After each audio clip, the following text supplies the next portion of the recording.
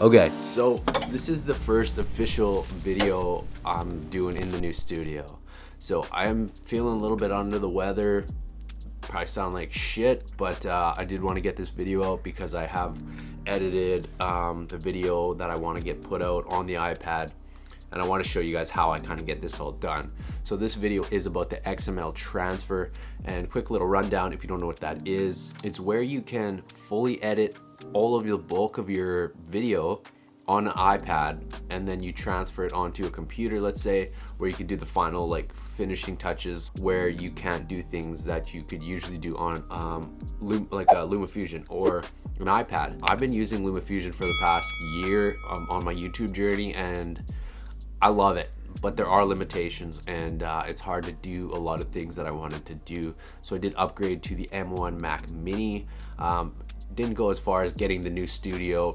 Feel like I don't need it. So let's get into the iPad part of it. The reason I like to edit on the iPad is the playback is so smooth. Everything is very seamless. Like when I watch things back, it's super clear. Having your footage like buffer and look choppy when you're trying to play it back makes things so much harder when you're trying to like tell a story or show your vision, or even color grade. It's just really annoying. Also, the iPad is very portable, so I really can edit in bed, I could edit in the car, I could edit wherever, on the couch, and I usually do always just edit on the couch, throw some headphones in. I think editing on the iPad is just something I will never give up. It's just so handy, and I've gotten so fast at it where I could throw a lot of my footage in and I know exactly kind of what I'm doing. But let's get over to the computer and I'll kind of show you how I edit everything on the iPad first.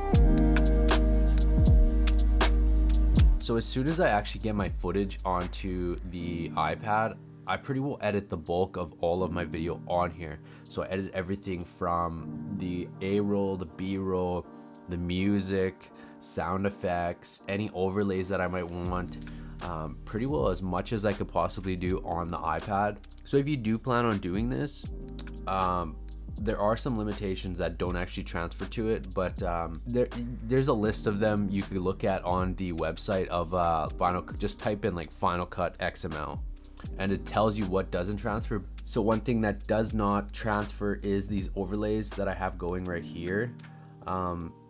So what it typically looks like is something like this, but once I put this on Lighten, I at least know that that's how I want it to look when I'm finished my edit. So this video was a video for when I was in Vancouver visiting my dad. I did put out the first video, the first kind of part of it.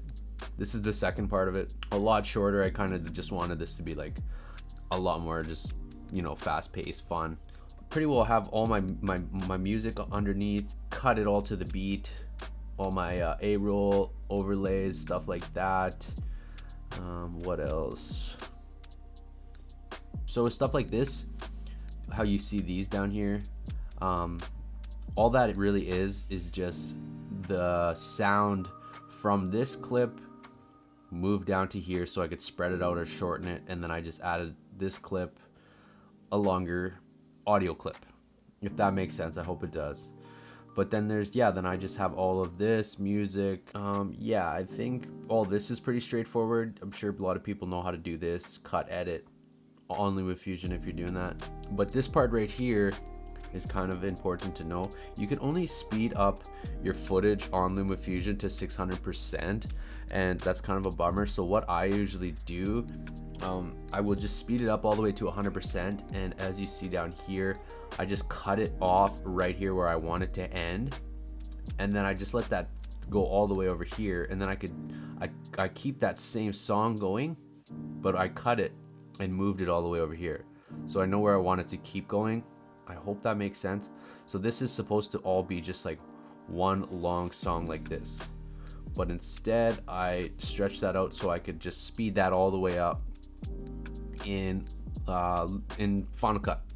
So that way it's just like really fast, and you see all these clouds moving in there. And once this is all pretty well done, what I do is put all these little markers. So I put Van Days right here because I want to put a title there that says Van Days. And then here I want to put like my son's name as like kind of like a little introduction, like who he is. And then here, location, I think it would be cool to put like, oh yeah, this is Vancouver, here in van when I'm right here pulling up, Vancouver Hospital.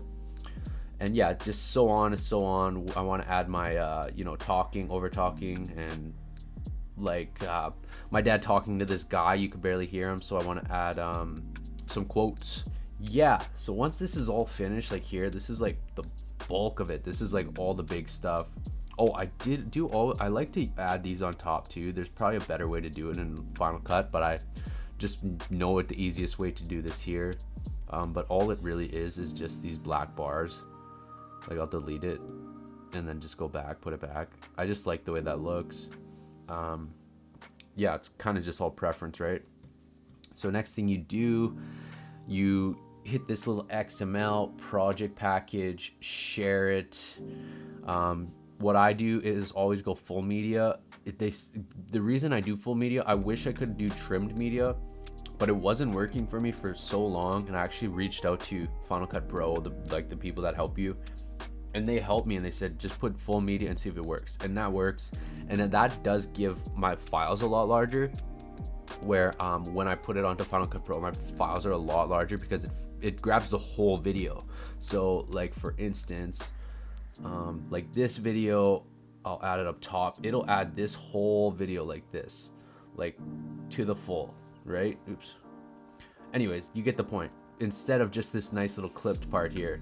But if you use trimmed, all it'll give you is just this one little part here plus 2 seconds. So for instance, it'll give you like 2 extra seconds this way and 2 extra seconds this way, if that makes sense. Like 2 extra seconds, so you can have a little bit of lean room when you're editing in Final Cut. But yeah, I just use full media, XML, full media, and then you hit that, boom. You could change the whatever it's called, and then once this is finished, it writes the project, and then you just share it. You just share the whole thing to Final Cut, and yeah, let's get on to Final Cut. Okay, so what you want to do, I already did it, so we didn't have to wait, but what usually will happen is this will pop up. So I called it Band Days Part 2. This will pop up. All you do is double click it, and then this will open. You double click this, and then you just go down and you'll find it somewhere here, and it'll be this one here. You double click that, and then it'll pop up on Lumafusion, and it'll pop up over here, somewhere here, and then you just double click that, and then your whole file's down here. Oh, I better turn that down. So your whole file will be down here. So I already did. So remember what I was talking about before, where this doesn't, this part here doesn't transfer over to being, it just shows up like this. So it'll show up like this in your timeline, but it's super simple. You just go up top, and it says up here, blend mode and lighten or screen. It's usually one or the other. You can play around with which one it is. And this here, like all of this is where it really comes to life. So this is where like the bulk of your video, just like everything comes to life. You know, you do the color grading, all of the effects and all the fun stuff, you know, because yeah, I think that's the stuff that I kind of like to do a little bit more. So the first thing that I do is actually just look at all of the markers that I left on the iPad. Like the first one was Band Days. So what I do, I'll show you, this is pretty sweet. So what I did was make like its own little file here. I just called it the shit for every video, every vid. So I double click that, and so this is what I was using for Band Days. And what I will do is I just copy this, Command C, and then I go back to Band Days. Oops.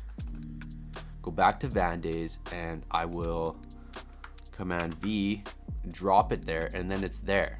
So it's ready to go, you know? So then all of a sudden I have my title already right there, right? So it's super easy to do that, and So I get all of my fonts and stuff from Motion Array. I wish I was sponsored by them. I'm not. I just pay for the subscription. And for me, I think it's totally worth it because I get to do cool shit like this, and I really like that in my videos. I feel like it brings your videos to life a little bit more. So I'm gonna tweak all of these. I'm not gonna fully go into every little detail. If you guys do want that, let me know in the comments, and I'll kind of go into more detail in another video, and we'll really just deep dive into all of it. I'm gonna go to one in the middle over here. Okay, so looking at the iPad here, like I have all of these. So let's go to the sub one. I literally just go right to where I want to go. Where was that? Right here. So if you look at this and then this is, oh, it shows, you know what? I never even realized until right now, which is hilarious. There's markers on these. Like there's a marker right here, exactly where this marker is on my iPad. I've never even noticed that. How did I not notice that? Well, I guess I have only been doing this for a couple of videos now, so great. So I'm gonna show you again what I do. Go into the sub, like all my subs are right, and these are just things that I tweaked. You can you could tweak all of these things, make them how you want. One thing I do recommend too, if you're going to get into Final Cut Pro, do the keyboard shortcuts. Like my favorite ones are zoom and zoom out. I just made it so Z is zoom and X is zoom out, and I could just zoom all the way out and see all my footage, and it just makes my life so much easier when I could just know exactly where I gotta go. So one thing I do want to say about Lumafusion, Final Cut Pro, when you look at this, it's super intimidating. At least for me, like I honestly didn't even want to learn it because it was so intimidating, and yeah, it was just something I wasn't excited to learn. And I still now I'm pretty comfortable with it, but man, when I first started, everything looked so hard. I watched like 3 full step through like tutorials. Each one were like over 30 minutes, and I watched those all, and I literally wrote things down. Like I'm gonna just show you things that I wrote down that really helped me.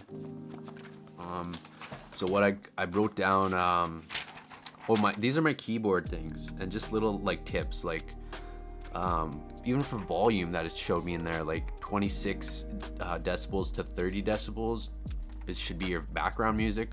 Delete your render files so your files are not so huge. But I did make a bunch of these keyboard things here too. I don't know if you can see that. Maybe I'll throw it up on the screen or something. But I made a bunch of these that are super easy for me to remember, and that definitely helped. So let's just say that I added all of these things into my video, and I'm like happy with the video, how it kind of is. Then I'll do my color grading.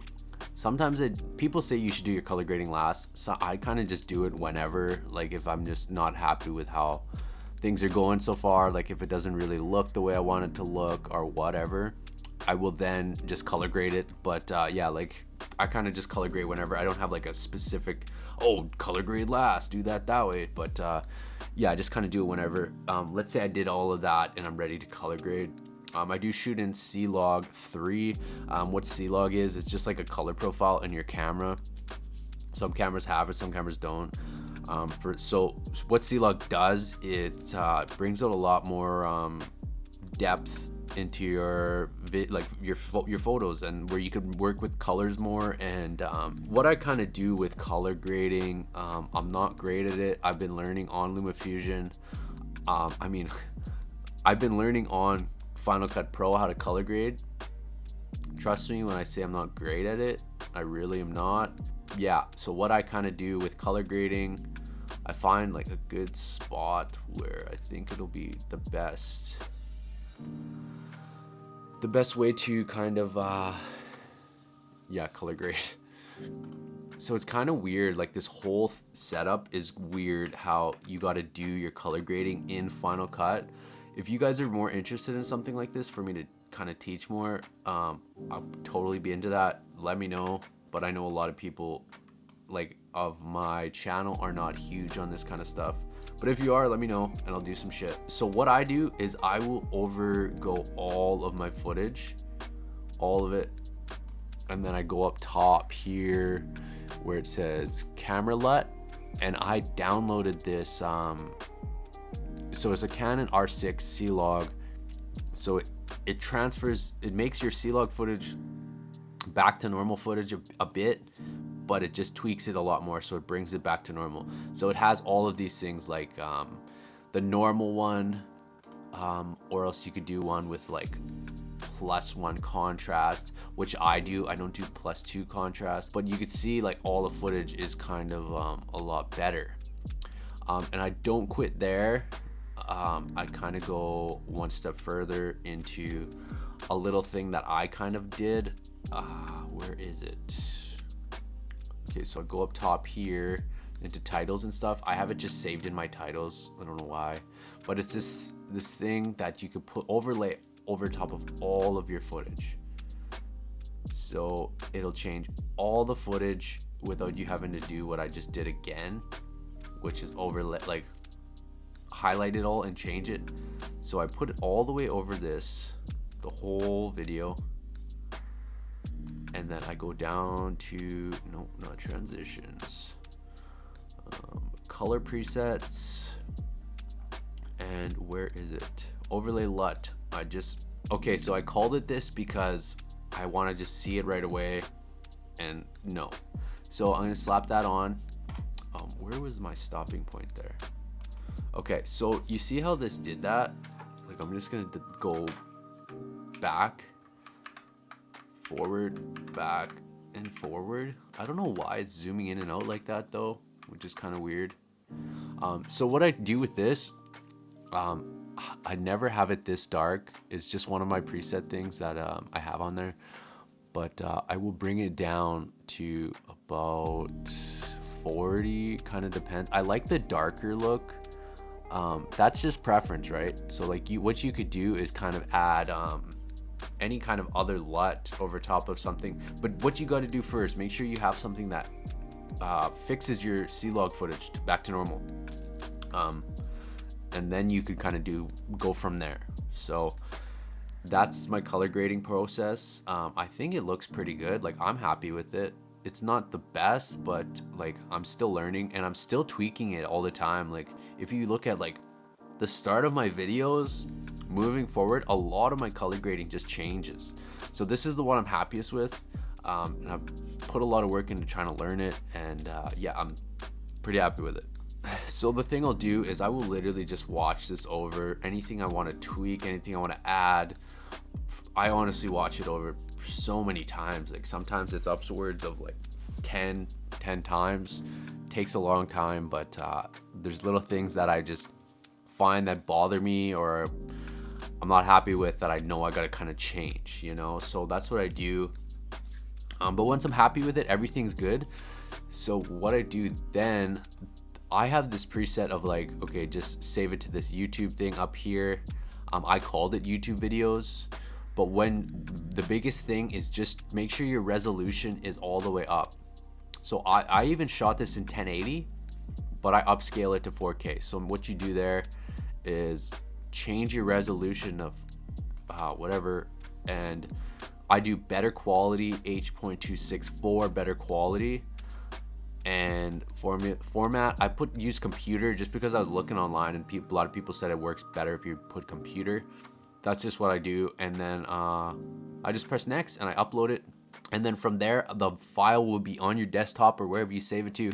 Then you drag it onto YouTube, upload it, do all the fun stuff there. Yeah, that's my process. And for me, I feel like this is the most ideal way for me to do this, because I can't do a lot of these things on Lumafusion, like really get into my color grading where I really want it to be. Also, I can't put a lot of these effects in there, and yeah, I just feel like this is a little bit more professional too.